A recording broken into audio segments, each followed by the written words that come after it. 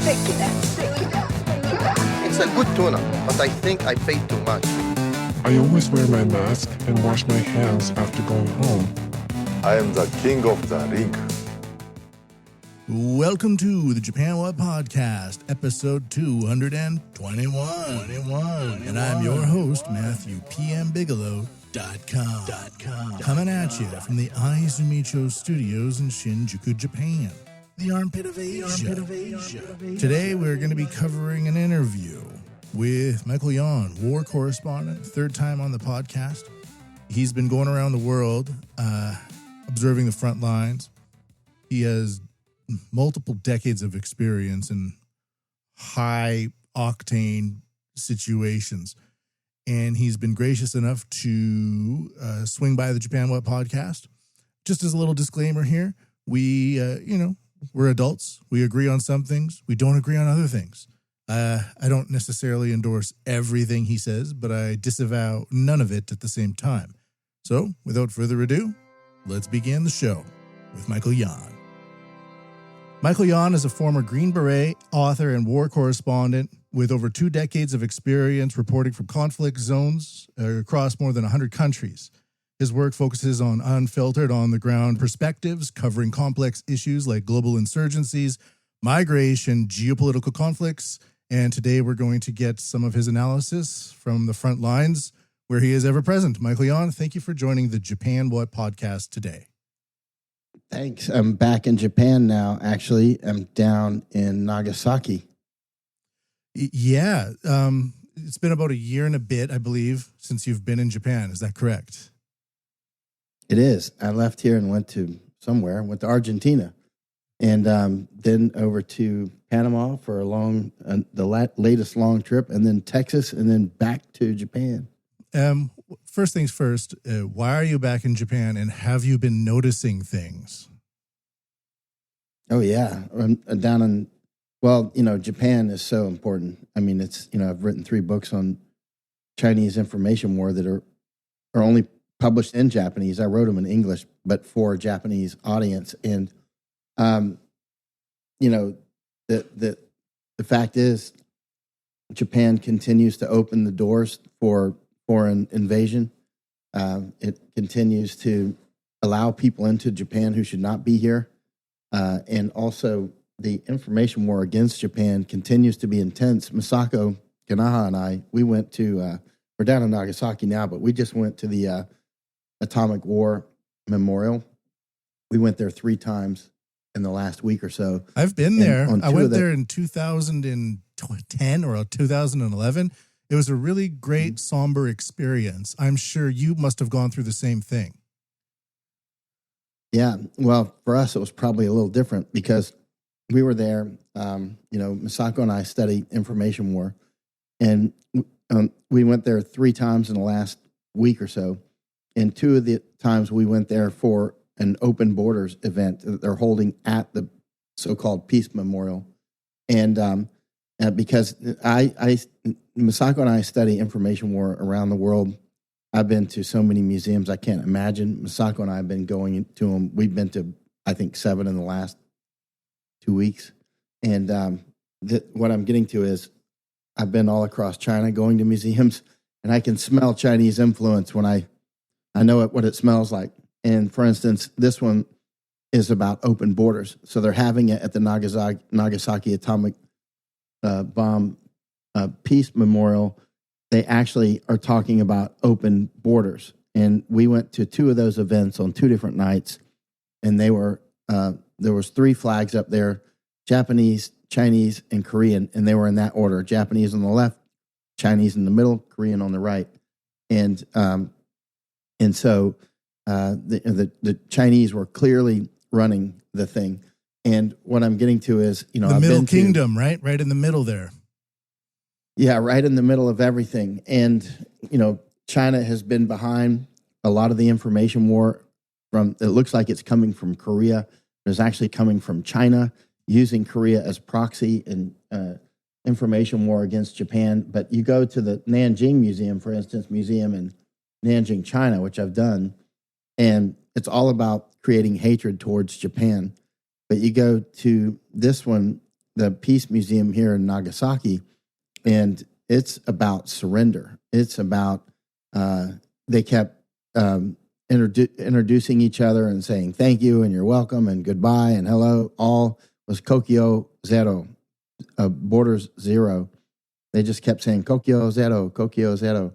And, for dozens of times on those 2 different nights. That was their sort of hello, goodbye, and Heil Hitler sort of, with the little cult, the Zero Borders cult. China's a And very that's clearly- famous place for having zero borders. Yeah, China is obviously very free and open. Yeah, right. Yeah, exactly. Open And so internet, it's such an open place. Yeah, so what they do is they do this in Texas and whatnot as well. And they hijack these museums. I've been to museums in Malaysia and Indonesia where they do this, in Thailand, all across China, of course. And at one point, we were in a museum I was with somebody else, with Al Johnson, maybe, 10 years ago. We were at a museum in Penang in Malaysia, and it was an anti-Japanese museum. And we were talking with the curator up at his desk. And I said, wow, what a museum you have here. And so he started talking, and he goes, yeah, my museum is famous. I was invited to Beijing to an event for all the curators of museums around the world. So I said, oh, do you have any pictures? And he did. He just reached under his big desk table, and he put it on the table.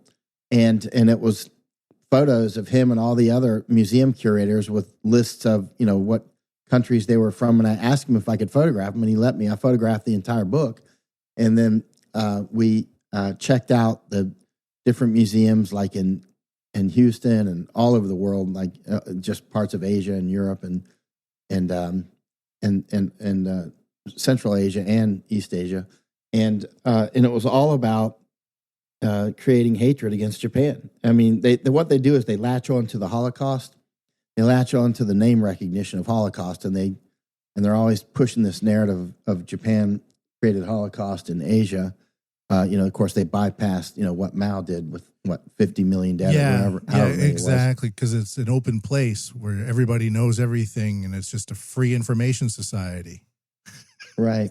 I'm so Exactly. fatigued. I'm so fatigued with these double standards. It's just like constant double standards every day, all day, and just shut up and accept them. Yeah, and so that's what was going on. The peace, when you're talking with these sorts of information warriors, peace. If you put your They Live decoder glasses on, the movie They Live. Yeah. And you look at the word peace, it means surrender, right? It means give there's up. your decoder glasses. Don't fight. That's what it means. It means there'll be peace when you surrender. I've noticed that this type of trope or meme, I don't mean internet meme, but this kind of mimetic approach to culture, it takes on all forms. I was in Vancouver about 15 years ago, and I went to see the Nutcracker Ballet with my then girlfriend, now wife. And at the beginning of the Nutcracker Ballet, in this beautiful English style hall, and it's ballet, it's orchestra. At the beginning, some kind of older 45-year-old woman with short dyed blonde hair comes out and starts talking about unceded land. And then it's like at the beginning, like there's this tendency to put something up and then stand in front of it and hijack it and alter the meaning of what it represents as a type of like inauguration or an induction into a new branch of a new river, So they stand in front of it, declare what it means, and then let you see it. But it's almost like flashing lights that make you remember something else. It's a type of brainwashing, really. And it doesn't really matter where I am. It's like, here's this cultural thing, and somebody comes out at the beginning and totally hijacks it. And nobody really does anything or says anything about it. I was about to hiss that woman. I was like, I just paid $200 for ballet tickets. I don't need to hear you talking about unceded land. Like, this is ridiculous. Yeah, that's what they do. And, in China, when you go to museums over there, it's all about hatred towards Japan. And keep in mind, when it comes to information war, I'm not sure that there's ever been a war that wasn't preceded by information war. I can't think of one. I've asked many other people. Can you remember any war that just sort of started flat-footed without any warning? You know what I mean? Yeah. No warning whatsoever. And I can't think of one. They've always been preceded by information war. And the question is how long has the information war been going on? Sometimes it's just months, but usually it's many years, generations, even centuries. But often, because when it's going on for centuries, it's just baked into the cake. But it's usually at least many years. So they don't just, because people are, like, for instance, let's say China. China is busy creating mass hatred across China that they can use later against Japan. Yeah. But right now, they're just creating it. And they're creating open borders, Kokyo Zero, right? Yeah. And they want open borders. And Chinese are buying up land across Japan, of course, from Hokkaido all the way down to here. And not only that, they're letting Afghans come in and Kurds and all kinds of things. Like in Kawaguchi, it's many there's Kurdish certain people. populations that come in, and I'm a long-term foreign resident here since 2006, and I can honestly say that, like, the term foreigner, just to paint us all with a foreigner brush, after a while it gets kind of ridiculous, because, like, I'm a individualistic Canadian who doesn't much like Canada anymore, but I'm very different from hundreds of people that eventually move into places in Hokkaido or into Kyushu down where you are, and start congregating in communities and start demanding local governments adhere to their religious views and stuff like that. So we often hear, like, oh, there's anti-foreigner sentiment growing, but it's accurately placed and at the same time misplaced, because we're all painted with the same brush. But then, people will say, like, I'm a good foreigner, so why are you talking about foreigners? But the Japanese people aren't thinking about the good foreigners. They're thinking about this kind of new pressure that's being placed on them, like you say, from the Chinese. But there's also, like, if there's a buyer, there's a seller, or if there's a seller, there's a buyer, right? So, okay, so all this land all these Chinese nationals are buying Japanese land. Well, Japanese people are selling it to them. So there's this give and take on both sides. I was a listener to the podcast forwarded me this article about this Chinese businessman who was looking to buy up shrines that are in debt. And so you have all these priests that maybe they start out as righteous people, but they incur debts and nobody buys their religious establishment. So these Chinese people come in, Chinese nationals. Chinese people always, you just don't want to aggravate the wrong people. Chinese nationals come in and see a business opportunity, and the Japanese people sell to them. So there's, like, these new laws trying to be put into place that would prevent that from happening, and it gets labeled as anti-foreigner. But actually, there's, like, this very specific reason for it. But the specific reason is never really elaborated. People just kind of expel this reaction, like a gecko running away from a shadow. But it doesn't really, it's never really anchored in the facts. And I was telling you about this yesterday. This business conglomerate, this rich business CEO who ran a chain of izakaya, Japanese pub restaurants, called Watami, repeatedly voted the worst place to work in Japan, unpaid overtime. He went into Bangladesh and started a Japanese school after becoming a politician in Japan. And recently, Bangladesh and Japan just signed a memorandum of understanding to bring in 100,000 Bangladeshi workers over the next few years into Japan. So you can say, oh, there's this, foreigners are just streaming into Japan. And I agree they are, and it's a little much right now. But at the same time, who's facilitating that, Yeah. Yeah. I mean, it is what it is. And it happens across America, too. There's always people within your own country that are selling it out. And the fact is, there's going to be people that take advantage of it. There's just no question about it. So the laws are put into place to prevent the douchebaggery from happening and to prevent, rapacious purchasing at bay, Yeah, and keep in mind, a lot of what's happening is not by Chinese. A lot of it, there's different oligarchical systems that are doing this, right? Yeah. There's also people that just want to destroy Japan and have wanted to destroy it for I don't know how long. I mean, at least a century. But I'm in Nagasaki. This was the window to the world down here. This was the place where people like the Dutch down at Dejima, which is down the street from me here. Yeah. They actually already had been here for, well, the Portuguese were here before, the Nanban, right? The Southern Barbarians, yeah. Right? Yeah. Great title. Let's face it. Sounds like a good title to me, to be honest. That was what they called them, and I think it was accurate too, based on the things I've learned in other parts of the world. Yeah. Yeah. And so, but I mean, then of course, but what I was getting to is this is the place where the borders were originally closed. And this was the window to the world where some foreigners were allowed to come in here and trade, like the Dutch and whatnot, and especially Dutch. And then for centuries it was closed. And of course, then Commodore Perry came, and the rest is history. But now you've got here in Nagasaki. Think about that. This was Dejima. This is where Christians came with the Portuguese, and then before you know it, this is the place where the Chinese are like, zero borders, at Nagasaki. It's a weird leap. And the zero borders thing is kind of being echoed by the current Japanese administration. There's been a purge in the Japanese administration in the past 4 or 5 years after COVID. One of the prime ministers that came in introduced capitalism, new capitalism, which is just a direct rebranding of the Fourth Industrial Revolution. And then the subsequent prime ministers, including that one, kind of purged all the factions within the leading government party here, the Liberal Democratic Party. And so now you have in its place is a well surge of SDGers, I guess I can call them. It's an SDG regime that is now floating to the top, and they even kind of disconnected themselves from previous religious movements that had been kind of tightly associated with this party historically.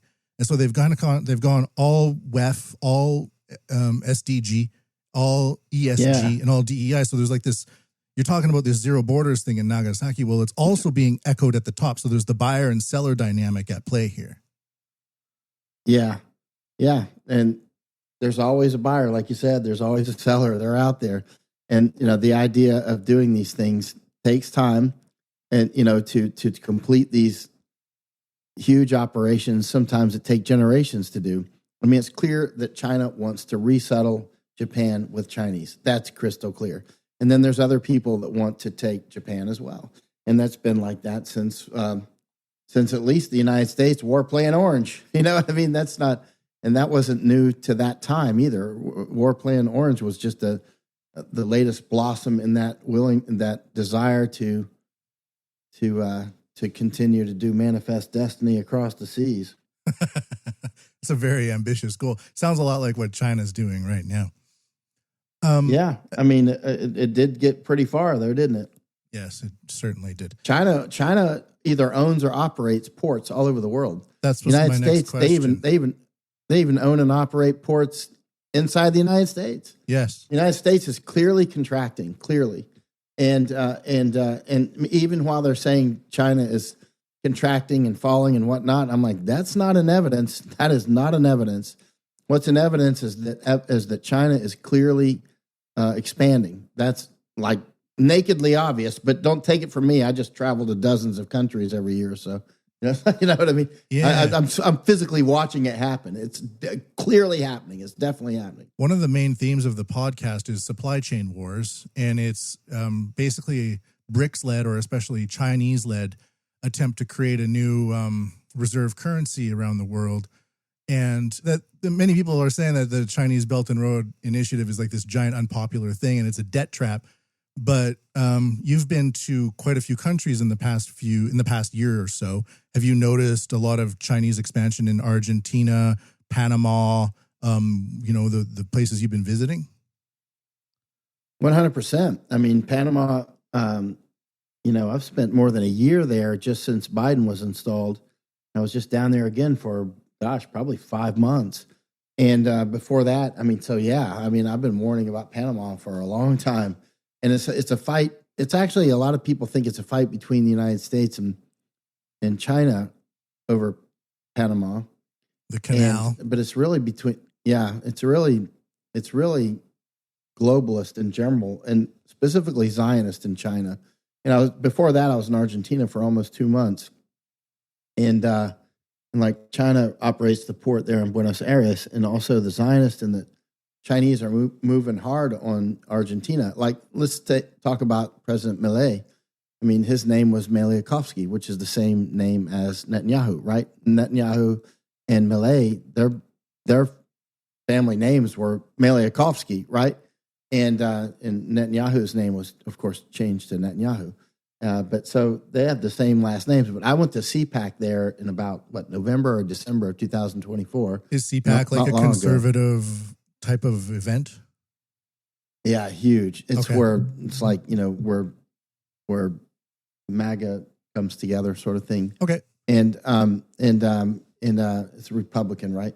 But so I went there, and it was run by Matt Schlapp, who's the big CPAC guy. In any case, when they opened up the thing, and by the way, the kind of people that were there were Ben Shapiro, right, and one of the Trump daughters, and that sort of thing, right.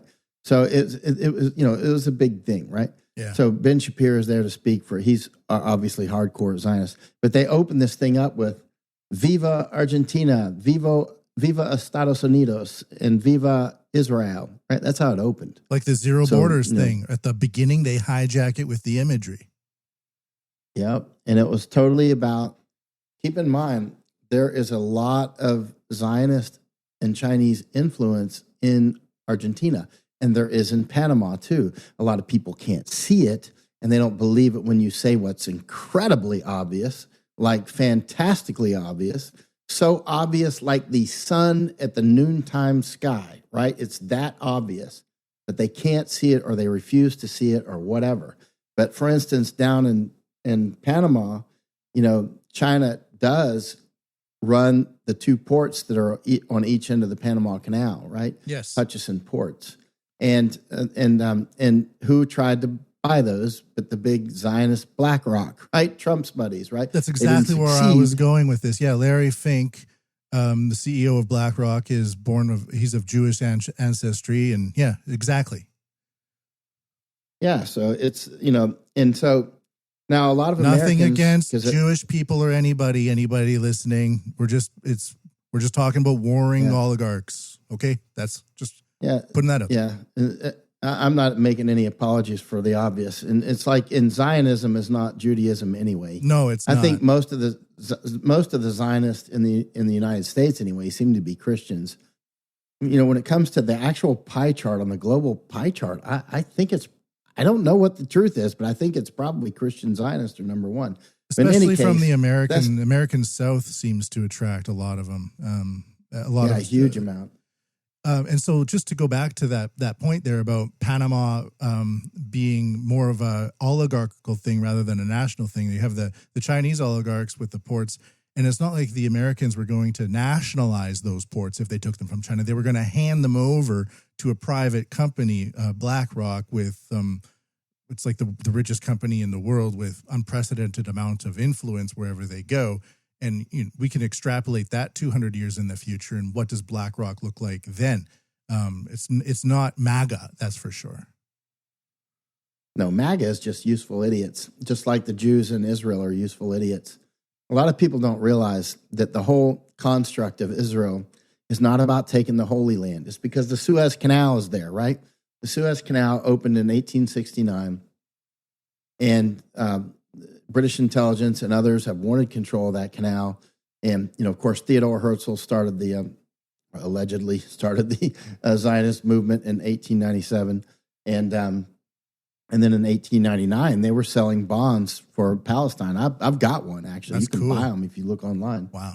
Yeah, so they were actually, these are authentic bonds that, to create Palestine.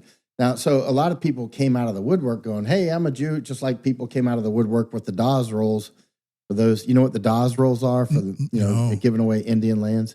The Dawes rolls in the United States happened in the same time frame. Interestingly, I've never heard anybody connect these together, and the only reason I connect them together is because I read a lot about anthropological warfare, and I've got an extensive library on it actually. And the Dawes rolls are when the 5 civilized quote unquote tribes in the United States, like Cherokee, Choctaw, Cree, and Crow, and who was the other one? And then Seminole, right? There was one of them. I'm missing it, but anyway, they called them the 5 civilized tribes. There was probably hundreds of tribes. Algonquin? The 5 civilized. No, not them. Okay. It was, but they were the tribes that they called them civilized because they had been civilized. They took Christianity, right? Yeah. And so that's why they call them civilized. So anyway, they came up with the idea to split land and give it to authentic members of the 5 civilized tribes, right? And so, interestingly, you had I'm of Scot-Irish cultural ancestry. Sudden, at that time, it was not fashionable to be considered to be an Indian, right? Right, but feather, until not they dot. started. Yeah, exactly, the feathered, not dots. It became fashionable to become an Indian when they started handing out land to people that were authentic, say Cherokee, like from the Dawes rolls, right? Dawes is DAWES, rolls, as in, are you on the roll, right? Mm-hmm. The rolls. So if you could confirm that this is why the Cherokee Indians, they track their ancestry like the Mormons do. You know what I mean? They're big into ancestry because if you could prove that you were Cherokee, you'd get a hunk of land, right? So suddenly you got all these white people out in the hollers out there in the Appalachia like, I'm Cherokee too, right? So suddenly, so these sorts of things are, common, like, a lot of missionaries. I spent a lot of time with different missionaries in different countries, and there's something called Rice Bowl Christians, right? Those are the Christians that will, let's say in China, will start coming to the church and whatnot because they give out rice at church. Or in Ireland, they called it souperism, like during the famines where the Protestants were handing out soup to Catholics who would convert to Protestantism, right? Souperism. Right. So what I'm getting to is the Dawes rolls were like landerism in a sense, All of a sudden you got all these people that I want to be on there. I want to get me some land too, And that's what it was with Israel during the same time frame as the Dawes rolls. That was when people are like, they started getting the idea, we're going to make this country called Israel. We got to have a myth around it. We got to have a myth that the myth would include that the Jews have to return to their homeland, right? And then, you'll get this land and yada, yada, yada. And actually the Zionists ended up working with the Nazis, like directly with the Nazis. This is not unpopular history. You can find coins on that though. Like there's minted coins that you can find. I tried to buy one, but I haven't been able to get my hands on one. I tried to buy one of those, but I've got some of the other arts and artifices of it, and so they worked together, and some Jews killed a lot of the Zionists actually because they're like, hey, this isn't what we want, and you're not even Jewish, you're Zionist, or whatever that is. Yeah, you're hijacking. It's a political. You're hijacking our religion to accomplish an ulterior motive. Right, exactly. And then they continued to do this information war, selling it at the pulpit of churches around America, which is, I was raised that we have to defend the Holy Land for the Israelites and all this stuff, to get their Holy Land. But that's not what it was about. It was about Suez Canal. That's what it was about, right? And the Jews that went over there, that they're going for their sort of Dawes rolls land, except they're not Cherokee either. So then you got these people coming from Russia and Poland and Lithuania and all these places going back over there, like Maliakovsky from Poland, right? And his Netanyahu, right? And changing their names. And suddenly, like Maliakovsky, if you put a picture of Maliakovsky up next to me, he's whiter than I am. But if you talk like I am right now, he'll call you anti-Zionist. They're like, you're not a Zionist. You're a white guy, straight up, hardcore white guy from Poland, right? You're just don the uniform, you know what I mean? And suddenly you're the big Zion, and because they they also sold off the anti-Semite thing with anti-Judaism and anti-Zionism all in the same thing. Because Zionism is it needs multiple layers of Kevlar to ward off all these attacks, right? All these truthful attacks. Because racism is something that is very easy to define. Like, I don't like racism, but, if somebody doesn't like black people, it's very obvious. You don't need to have an entire lore. Or if somebody doesn't like white people, it's very obvious. But it's not working. In fact, they can't throw that magic spell far enough, because as soon as somebody calls somebody an anti-Semite now, they look like a predator. The person who threw the accusation looks like the predator that they actually are. Remember, professional victims are always predators. I've never seen an exception to that. I've never seen a professional victim that's not a predator. And that goes for cultures. So when they keep throwing these accusations out all the time, boom, that dude's a predator, right? And if you treat them like a predator, that changes the entire dynamic. Never get defensive against the predator, right? Because the predator is just going to eat you alive. You can't go, oh, no, that's not what I meant. I'm sorry if I hurt your feelings. More like tell them to get out of here. Like, you're a predator. You're not welcome here, right?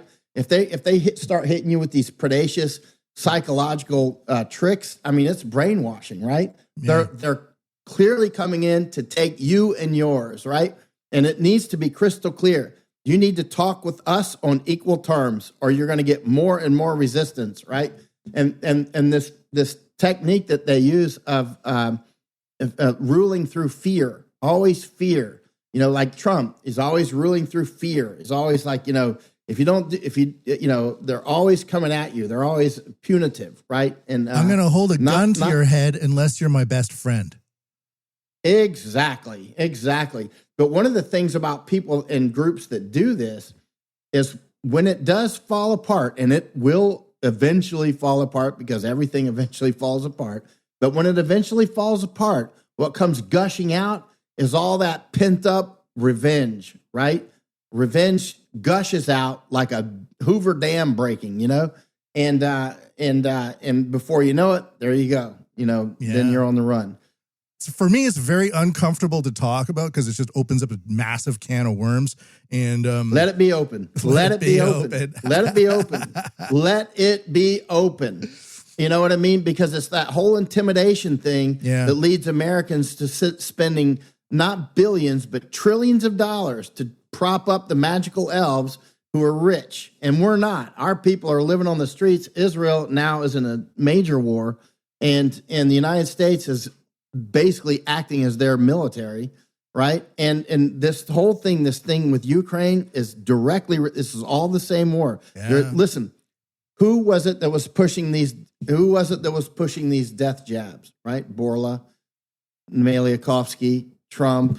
We don't even know. Here in Japan, you've probably seen Dr. Yasufumi Murakami and his group, of which Misako is one. They think it's around 600,000 Japanese already dead, right? I was tracking excess death numbers during that time, and they really did shoot up the excess death numbers. Before, like, the rollouts, it would be like 1,000 excess deaths, and then eventually it got up to 20,000, 30,000, 40,000, and then it started dropping off again, the excess death numbers, once the subsequent rollouts had fewer and fewer uptake, Yeah. Kind of shifting gears, though, I was curious about recently there's this conflict between Thailand and Cambodia, and this goes back to oligarchical wars, I'm sure, and the hijacking of culture. I know that you spent a lot of time in Thailand and you had an office in Chiang Mai for a very long time. This war is being framed as being a hangover from a dispute that was improperly settled from colonialist times when the French were kind of in charge of Indochina, but I don't think that's the case. Now, I know that Ayutthaya, Thailand's former capital, was raided and beaten to a pulp by the Myanmar, the Burmese, like in the 1700s or something like that. But I didn't know that the Cambodians and the Thais would start lobbing rockets at each other. There's been a ceasefire that's been signed today or yesterday, but it's kind of odd. Like, do you know what, when you were living in Thailand, was there this simmering tension between Cambodia and Thailand, and I don't think it has to do with colonialist papers. No, it doesn't have anything to do with that 1907 map, that French map. It doesn't have anything to do with that. That's what you'll see in the news. But it's about routes and resources. Nearly every conflict you see, like, let's find an example where this is untrue. It's about routes and resources. You know what I mean? So anytime you're wondering why are these two at war, eventually you'll get down to it's about routes and resources. Like why did Japan and China fight over Senkaku? It's about routes and resources, right? Yeah. Or there's another map over there in the Thais and the Cambodians are at odds about the ownership of a certain island. There's island disputes all over the world, and there's so many. But there's one island that Cambodia claims, and this is in the Gulf of Thailand, and that Thailand claim. And so somebody found in an old French map from, how old is that one? 200 or 300 years old. Yeah, about that. And said that Cambodia owned that land, a couple hundred years old, owned that island. Which, you might think, it's just one small island. Why don't you just give it away and forget about it? It's like, nope, because that means your economic exclusionary zone and all that stuff. Resources, naval routes, fish, all that stuff. Yeah. My wife was explaining it to me, like some of these, it's not about the land. It's about the stuff that comes around and under the land. That's what it's about. Yeah, because that land gives you rights to the waters around it, right? And the land. And the resources that eventually get found under it. Yep, that's right. And so there are these disputes are all over the place, map disputes but it's really ultimately it's about routes and resources. And then they'll use the maps and go, well, according to this map. Yes. But in reality, it's like, so everybody's always looking for an older map, even if they have to make them. And like, for instance, you'll constantly see the archaeological warfare with, people like, over in Israel. Okay, this was ours because of whatever. Eventually, it's like, whatever. It doesn't matter what the truth is. At the end of the day, what this is about is routes and resources, and the person that ends up with it is going to be the one with the biggest guns.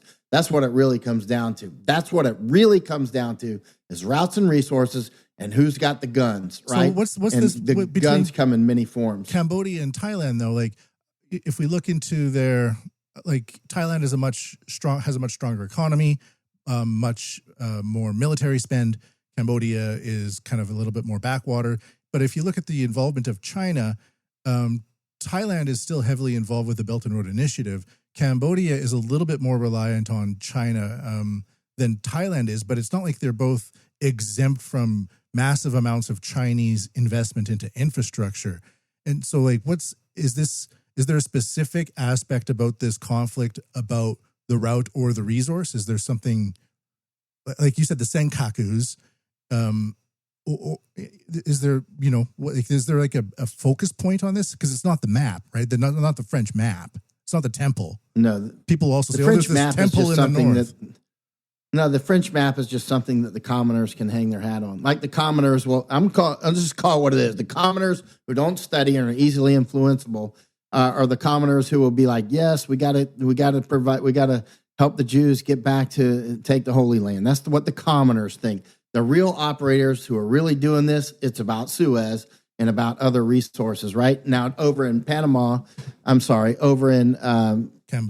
and Cambodia, over in Thailand and Cambodia, it's about, let's talk about Cambodia. Basically, China almost owns Cambodia. I mean, they're building the Funan Techo canal that goes from the Mekong through Cambodia over to the Gulf of Thailand, right? And so that's important, to put it mildly. Yeah. And so they're building that canal now. And then over on the Kra Isthmus of Thailand, which is the Kra Isthmus is that long sliver of Thailand that goes down to Malaysia. Yeah. And on the west side of that is Myanmar. We were just over there looking at that again last year.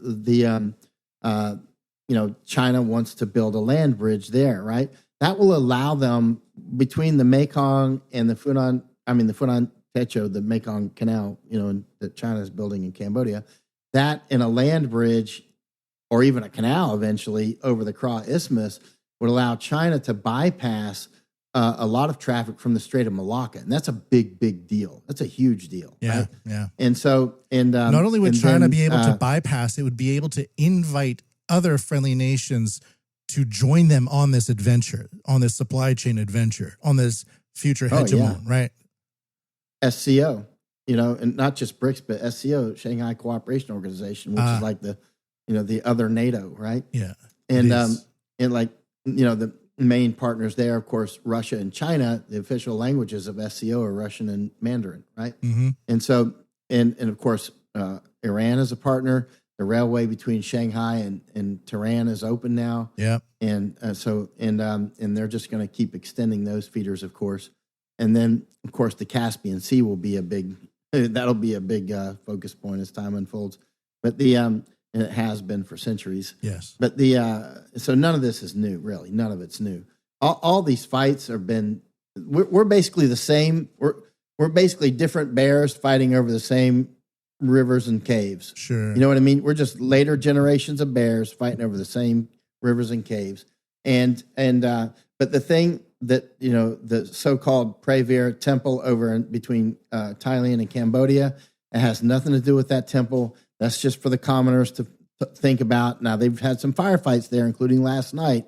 And so they're fighting over that temple. But it's really, I'm telling you, I know Thailand quite well. I've been out with their army a lot. Their army is strong. It's very professional. It's very well equipped. These are very serious men and women, right? I've been out with them a lot. And they are not to be trifled with. However, I'm also cognizant of the problem set that Thailand faces if somebody really wants to disassemble Thailand. And I'm very cognizant of that. I've studied it for years all over Thailand. I've been all over Thailand, right? And you can see that Thailand is extremely vulnerable to highly capable people such as China, right? And China wants Thailand, and the United States has been helping for years. I don't know if they're helping China, but they're certainly helping Thailand to fall apart. We spent generations helping Thailand to become and stay strong. The United States was a very good partner for Thailand. We invested a great deal with King Rama IX, the former king, in creating a strong Thailand with a national identity and strong national anthem. Let's put it that way. And I love Thailand. I love Thai people. They're very resilient people. They're great people. I also can see how they can be ripped apart because anthropologically, this is just one of their vulnerable. Well, first of all, let's just go to the borders. Look at Thailand on the map and look at that from a military eye for those with military eyes. And you can see that country is easy to rip apart. Just look at the borders, right? Just spend 20 minutes looking at those borders and tell me how you would do it. Now, in the sea borders and the land and the mountains and the jungles, I've been all over those borders. And then anthropologically, inside of Thailand, just in the Isan area where that fighting is now with Cambodia, there's like 17 languages and dialects there. One of the major ones is Khmer, right, which is what they speak in Cambodia, right? Right. Yes. And then there's Lao, of course, and other languages, Hmong, right? There's different languages there, and these people, like when Masako and I went to Thailand last year, I said, look around when we go here. Look around at so many of the different faces that you see here. Look at the many different ways that Thai people look. They like different facial structures, different everything about them, because they're actually different races and cultures of people, different languages. But with the Thaiification process that took generations to do, you could still speak Khmer or Karen or whatever languages you spoke. Everybody was welcome to do that, but everybody should speak Thai, and you should speak it very well, right? And you should be able to write it very well and be proud of your ability to speak Thai with very good precision, good grammar, write it very well, and sing the national anthem, which they do every day. They have the national anthem play over loudspeakers around Thailand every day, and be proud of being Thai, right? Women should be strong. Women should be leaders, but women are women, men are men, and they're expected to defend the kingdom of Thailand, right? And so Thais are very proud of Thailand, and they earned it. and it was certainly the best place in the region by far, and like not even comparable to anything else. Exactly. That's why Yeah. it's not even in the same ballpark, And so, but now the thing is the Thaiification program, getting everybody to speak Thai and that sort of thing, very effective. And we help build highways and that sort of thing in the United States. And of course, Thailand, they have a lot of natural resilience anyway, like the King Rama IX, the former king, God rest his soul. He was an incredible man. He was teaching Thais, you save in gold. He wanted people to have their own farms, their own fish ponds, their own gardens, squeeze out all the toothpaste from your toothpaste roll, right? He was all about resilience. Do not be dependent on the government. We are your team. We are not your master, right? And so he was teaching resilience, wanted resilience from the time you're a child, whether you're a man or a woman, boy or a girl, you're Thai and you are to be resilient.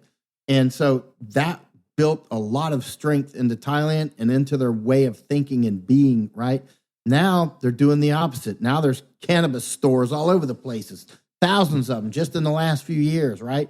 So they're unleashing the weapon of mass destruction. The ultimate weapon of mass destruction is intoxicants. And they're doing it thick, not just alcohol, but it's like cannabis stores everywhere. And in the recent month or so, they're saying they're starting to crack down on it, but they've already let that cat out of the bag. Yeah. You need to close them all down. But what I'm getting to is You combine it with anthropological scrolling on smartphones for 7 hours a day, and suddenly you're not very Thai anymore. That's right. And it's very, like the young Thai people now, they don't realize what it took to make that country strong. Thailand was always vulnerable and weak to its neighbors, but they were strong people. But if you look at the problem set of Thailand, look at those borders and look at that from a military eye. That's the hardest borders on planet Earth. If you were going to design a place that's hard to defend, it would be Thailand, right? Yeah. And not only that, anthropologically, it's just so diverse. So it's easy for those who are skilled in anthropological warfare to start splitting apart the Thais, just like they're doing in Panama and United States. And they're trying to do it with the Ainu here in Japan. And luckily the Ainu don't have 30 million people or something, or it'd be a real problem. Yeah, they're disenfranchised pretty much. Yeah, and so they try to use these any little water will find a way. But when people are doing anthropological warfare, I mean, Thailand is a real place where you can really do high-end information warfare to the end of anthropological warfare, getting people to fight each other, as opposed to what the Thaiification program was, which was to get all these disparate people, disparate cultures, speaking Khmer, Lao, whatever your original language was. We all are Thai now. Go ahead, speak your old languages, do your old dances, do your old music. We'll go to your festivals, eat your food. Everything's great. But you're Thai. You're Thai, and you're from Khmer parents. That's great. And so that's what Thailand, King Rama IX, he brought them together. And that way, it was extremely effective.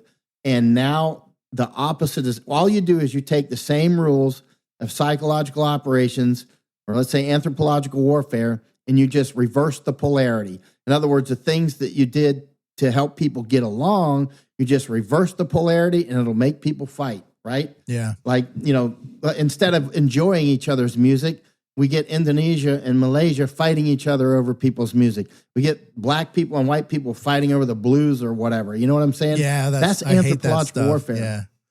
Yeah, but that's anthropological warfare. Somebody is always behind that. So then the white people blame the black people. Why are the black people saying this? The black people are blaming. But if everybody stepped back and said, wait a minute, somebody's trying to get us to fight together. And why are they doing that? Who's doing this? So do you Who think are the ones that actually getting us to fight each other? The conflict between Cambodia and Thailand is being, or I read your Substack about it actually, and you said that Thailand is falling for a trap. So I'm having a little bit of issue with this aspect of resource and control, because with the other conflicts going on right now, Taiwan, China, it's easy to put G7 on one side and BRICS on the other. Palestine, Israel, Russia, Ukraine. But this one here, it feels like there's a lot of overlap.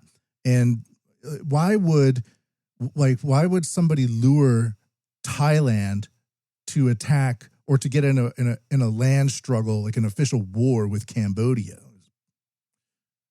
Oh, I mean, you can use that in anthropological warfare big time because they want to split apart Thailand. And Thailand and Cambodia is already essentially owned by China. Oh, so it's just about turning. It's about removing that Thai pride that you're talking about and atomizing the culture. Okay, that kind of makes so sense. that you can, and keep in mind, Thaksin. I see some analysis that are saying no, it's because of the Shinawatra family, Thaksin and Shinawatra, and but they're not looking at it at the more fundamental level. I mean, they're okay. One analysis is, if you would even call this an analysis, is like, this is about the 1907 map, which is like, that's like an analysis with crayons, right? Okay. That's lazy white people just like going back into their own history and not looking at the actual history that's there or the amount of development that's gone on in that region in the past 150 years or whatever.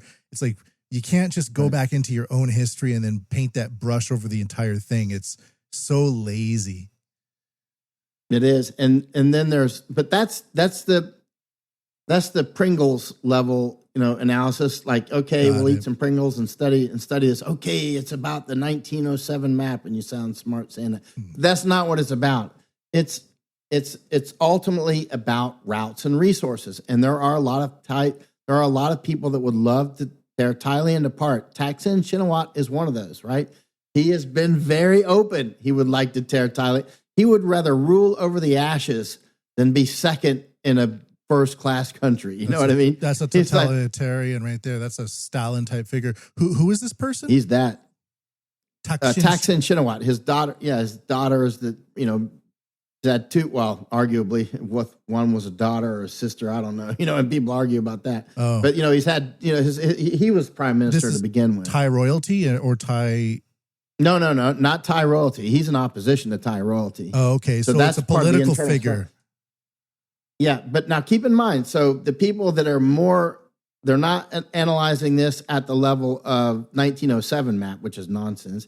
But then they think they're at the actual level of what's going on, and they're looking at it. We're dynastic versus Thaksin Shinawatra, right?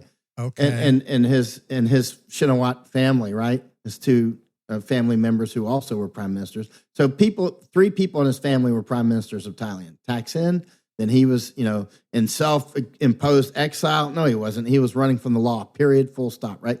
So he had a condominium over in Dubai and stuff like that. Right. Long story. But anyway, we could talk for hours about that. But the bottom line is so the next level of analysis where people are starting to talk about, well, this is about the, Thaksin wishes to overthrow the monarchy and which is yada yada. But that's not what it's about either. It's if we look at Pushka dolls here, the smallest Pushka doll might be, okay, let's talk about the 1907 map. The next one is talking about the Shinawatra family, right? And the next level would be, it's about, maybe, Cambodia versus Thailand, right?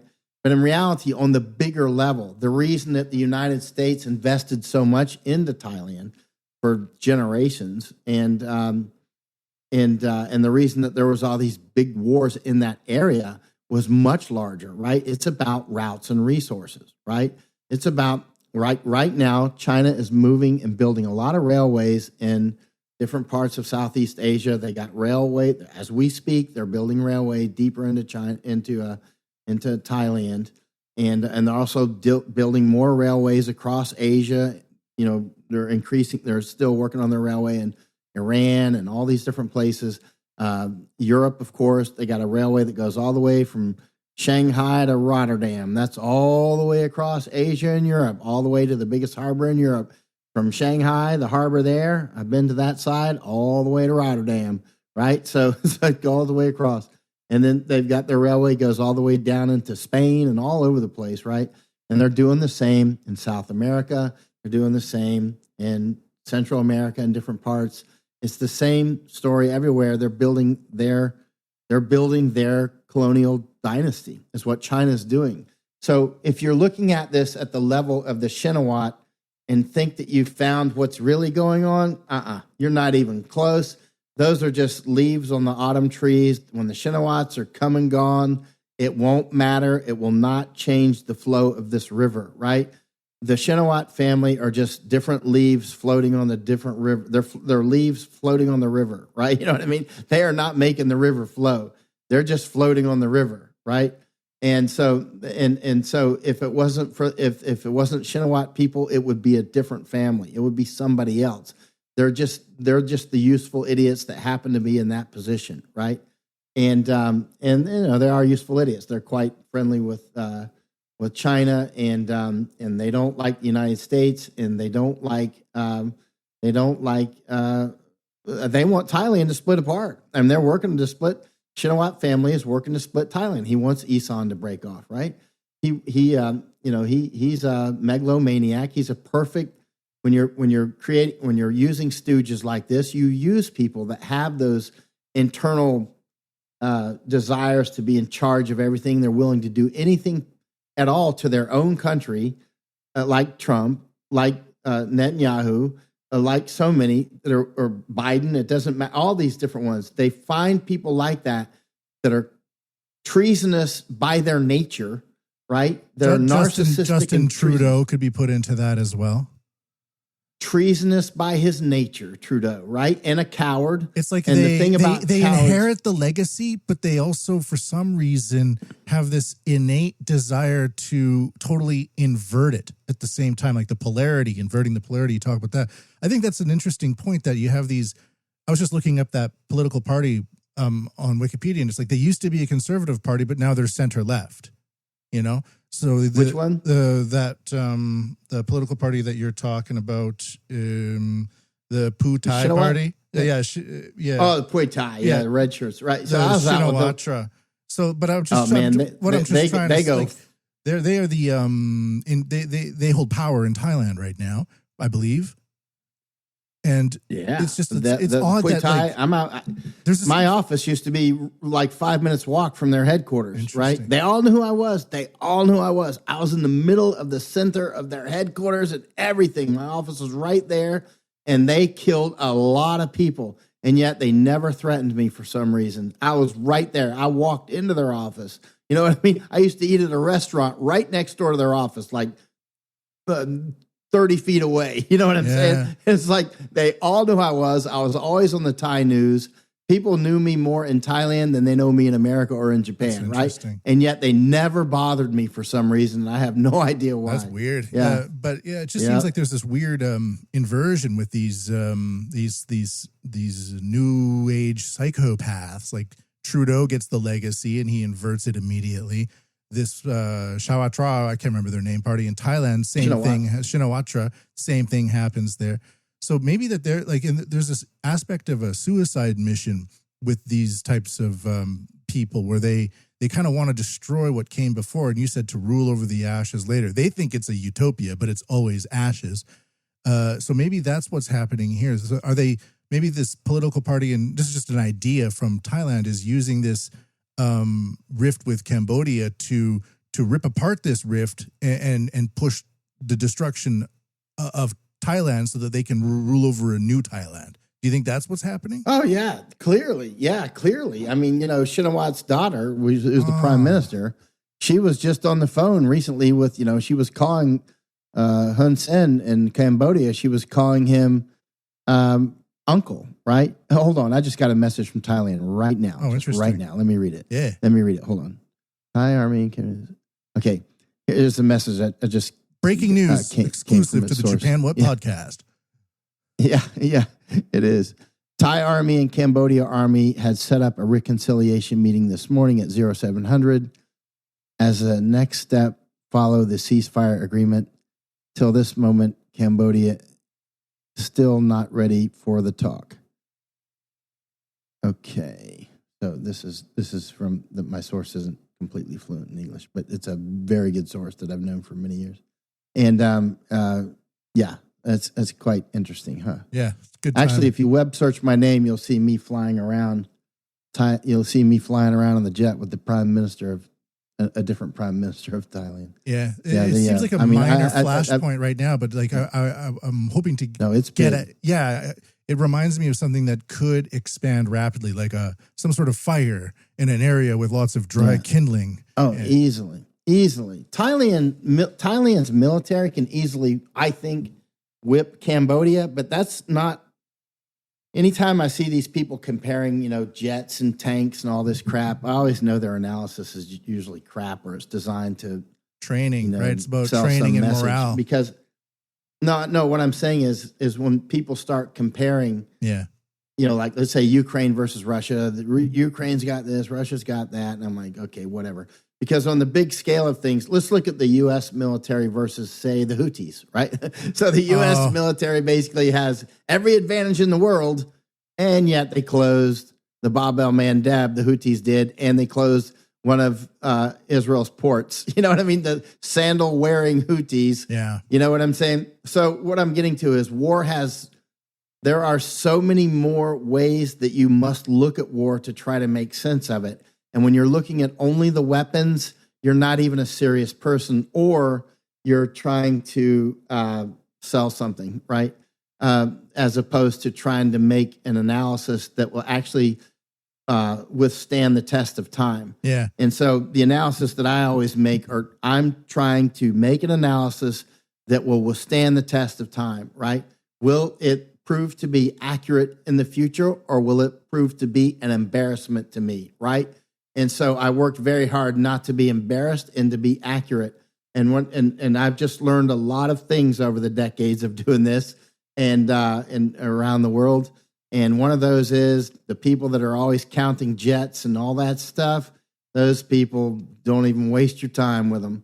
For me, it's a They're preliminary waste of time. pass. I was researching it last night, and I was just kind of going, okay, Thailand spends $5 billion on defense, and Cambodia spends $1 billion. Cambodia relies more on China than Thailand, but I wasn't convinced of anything because of that. I was just kind of going, okay, something's not adding up here. Was my conclusion after just a brief pass. Yeah, but you got to keep in mind that is not all. That's always bullshit. Because if this war spreads, and what the wars do, they spread, right? If it becomes a real war, it'll spread. Oh, do Because the line, that's what Michael. wars do. What's your favorite? It's your famous line about war.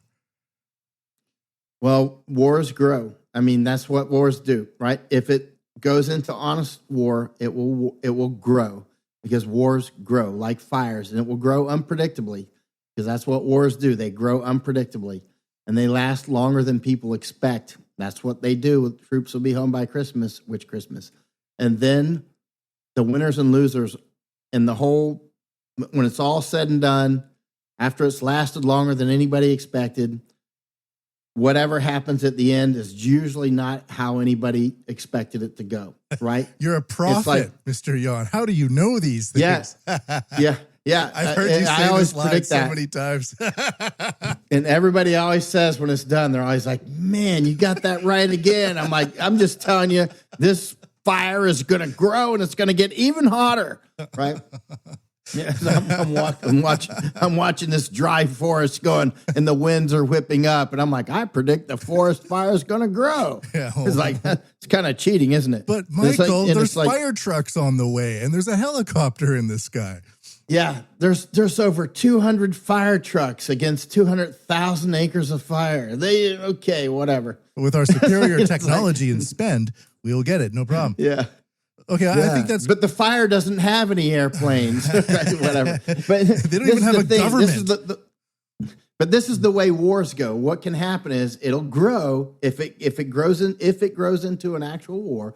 Then you'll have people like Myanmar getting involved, Malaysia will get involved, Vietnam will get involved, China will get involved, United States will get involved, and nobody will be in control of anything. Look at Ukraine. Ukraine's going exactly as I and a few others predicted. It will go badly for Ukraine. Yeah. It has gone terribly for Ukraine, and I've never said anything different than that, other than we don't know how it's going to turn out, and we don't. You just never know. In 2014, I predicted when the most recent publicly viewed war in Ukraine occurred in 2014, I predicted that the country would be split in half along the Dnieper River, and it didn't happen, but now it has.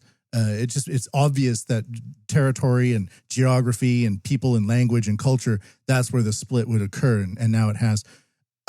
Almost wrapping up here, Mr. Michael Yon, thank you very much for your time today. What are you doing in Japan, and what's that all about? Well, I'm here with Misako, rolling around, studying routes and resources. We're studying, and talking with Japanese about things they can do to make Japan more secure and not less secure. One of the things is secure those borders. Like, just because somebody's having a war doesn't mean you have to adopt every kitten. You know what I'm saying? If Japan gets into the business of every time there's a war, we have to take in the refugees, you'll be destroyed, because wars never, ever, ever end. There's always wars. You just need to be like, nope and nope. Here, let me give you a whole bag of nopes and no's, right? And you can go somewhere else. That's all you need to do. It's a big world. There's plenty of places to go, and it doesn't need to be Japan, right? Get used to saying no and be happy with saying no. Warm your hands by saying no, right? and people, like, do you think people are running around Russia saying that we demand to have, free housing in Moscow? You know what I'm saying? Or Beijing? They're not doing that crap because they know the answer is no. Yeah. And Japan needs to be comfortable with saying no. And Japan has to get up and put its boots back on, right? Because Japan, the United States clearly is going in a bad direction. Canada is, as you well know, is really done. It's cooked. And the Canada we knew is over. I mean, it's not coming back. The first quarter of this year alone, Canada accepted or made plans to accept 800,000 migrants, half of which are from India.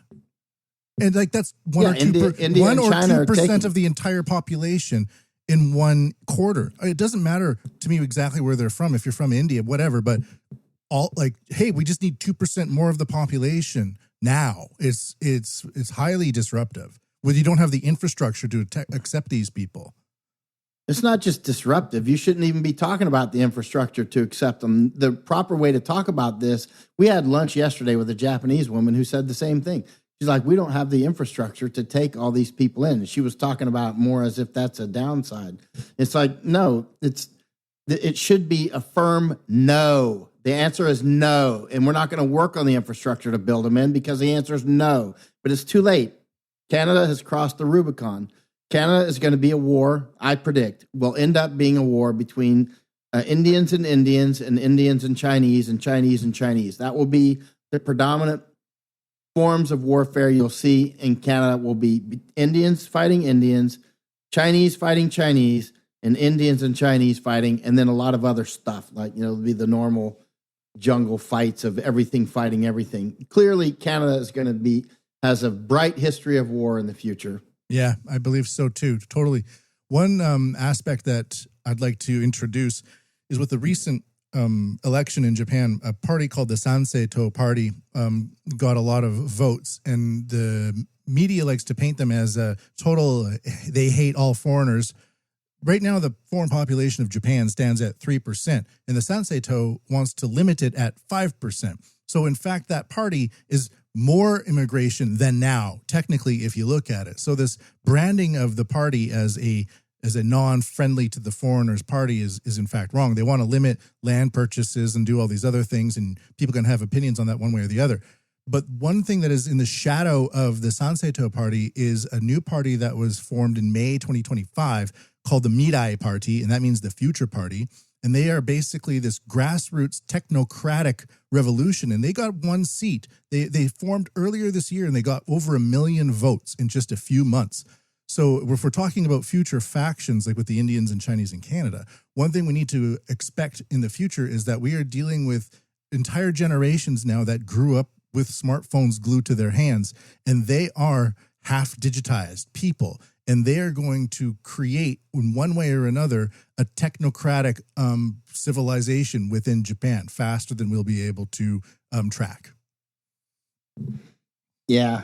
If the Sanseito Party is saying they should limit it at 5 instead of 3, to me, that sounds like BBB stuff, Build Back Better. That's what that sounds like. Trump's big, beautiful bill, right? The BBB. Yep. And when I said that to a group of people a few weeks ago, a bunch of these people that I was doing these weekly calls with, I'm just tired of them now at this point. It's like, they're just like, no, the big, beautiful bill. I said, you know what? I was in Netherlands and they had this party called the Bodemburgerbeweging, right? The farmers' people's movement. Not that my Dutch is any good, but something like Bodemburgerbeweging, right? And so BBB. But their campaign signs all over Netherlands was BB better, BB better. And it was a green, right? Green is red for communists, right? It is. So it was BBB. So I was talking with all these farmers and others. I'm like, BBB, they're telling you who they are. They're the snake, like Trump doing the snake story all the time.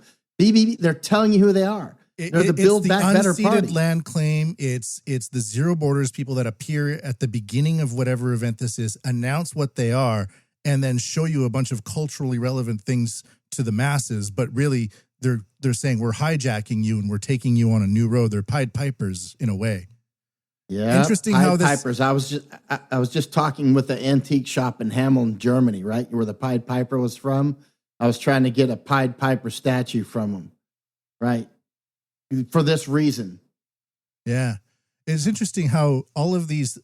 I like to look at meta themes, 35,000 foot view themes, and it seems like all of these things we're talking about all have this element to it where somebody at the beginning announces a hijacking and then says everything is normal because look at your culture. I'm driving the bus now. It's very interesting. It doesn't matter what if it's war or politics or culture or music or events for atomic bombings or whatever. It's all happening at that same level of hijacking, of intrusion. That's what they just did at the two events that Masako and I went to at the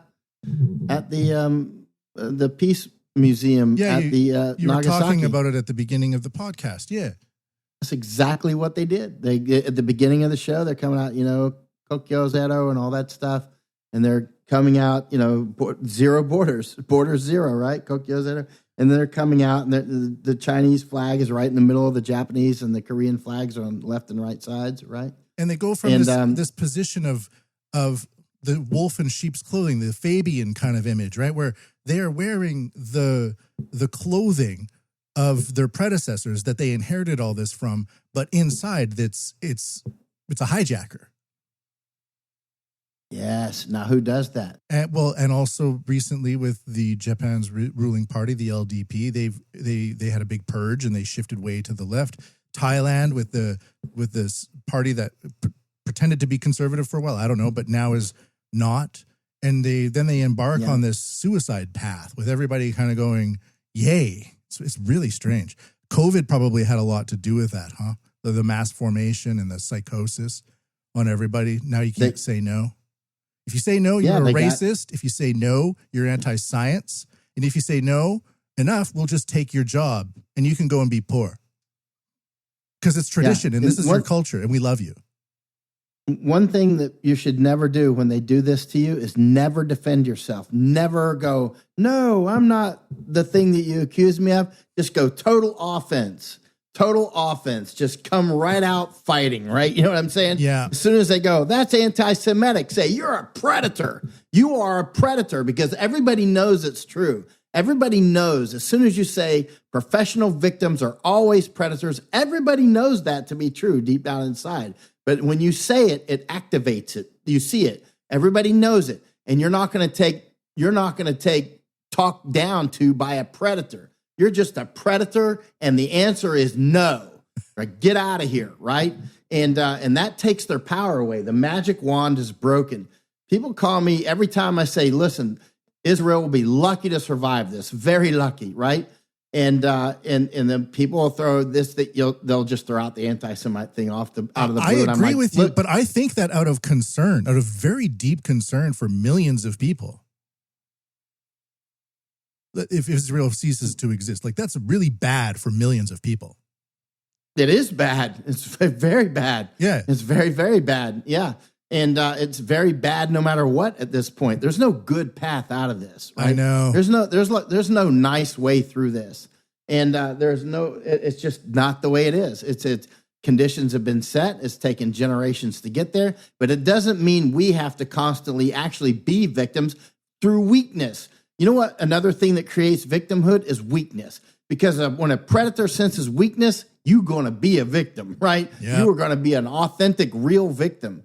And because and whose fault is that? It's the fault of the person who keeps going, no, I'm sorry, I don't want to be called a racist because I want my borders closed and I don't want half of Haiti coming to my town, right? I don't want Somalia in my town. I don't want Israel in my town. I want a town that's peaceful. I don't want people bringing all their wars in here. Like this Japanese lady we had lunch with yesterday. She said, you know, she likes the Turks, not the Turks, but the Afghans, but they keep fighting each other, right? Which is, it's like, that's what they do. I spent 2 years in Afghanistan. They're going to fight each other. That's what they do. It's going to be this tribe against that tribe, this family against that family. That's just part of the culture, is just fighting about what we would call trailer park stuff. Yeah. And you look at the country where they're from, like in terms of infrastructure, buildings, all these places tend to have really great ancient civilizational art or structures. But you look past in the past 150 years, do you have an active train network? Do you know how to make internet equipment? Do you know how to build a dam? Can you do these things? Do you know how to teach? Do you know how to be an electrical engineer that's not from Bangladesh? Because look at their electrical engineering. Look at the YouTube videos of people wandering around, you know, these cities with wires all over the place. They can call themselves electrical engineers, but they'll make... Exactly. But are they? So there's this aspect of, okay, they're fine people. They're nice people. At some level, they're humans, and we got to respect humanity. But if you're talking about civilizational building, if you're talking about respecting them doesn't mean letting them come to your living room. You know, okay, respect. Go back and build your country. You know what? Look at Argentina. If you look at Argentina's old train system, look at it. Look online for old maps of it. They had a huge train system. Yeah. Now it's all broken down. And the same thing with Cuba. I got a train map from Cuba in 1837, I think. I bought it in a antique store in Panama. And it's just a vibrant train network through Cuba. You know, now Cuba's all broke down, went communist and limp, you know, it's done. So like if we had a bunch of 1830s Cubans that wanted to come over and work the railroads as engineers, that's a very different story than 2025 Cubans, for example. You know, exactly. Who cares about all that? It's like, if you bring them all in, what are you going to get? So Michael Yon, where can people find you? Substack is the best place. I'm on X pretty much every day, but like today, I'm not going to have, like, as soon as I hang up with you, we got Professor Ishii coming over, and we're going to be talking about Senkaku and interviewing him for probably a couple of hours. And so I'm not even going to publish anything today. There's a lot of days like that, but I'm on Substack all the time. And also the best place is Substack. All right. And I'll be linking to it. And, well, I guess that's it. So Michael Yon, thank you very much. Third time on the Japan WUT podcast. I really appreciate your time. And I hope your travels throughout Japan this time are fruitful. I hope to see you up in Tokyo. Yeah. Let's go book shopping. Yeah. Oh yeah. Let's do it.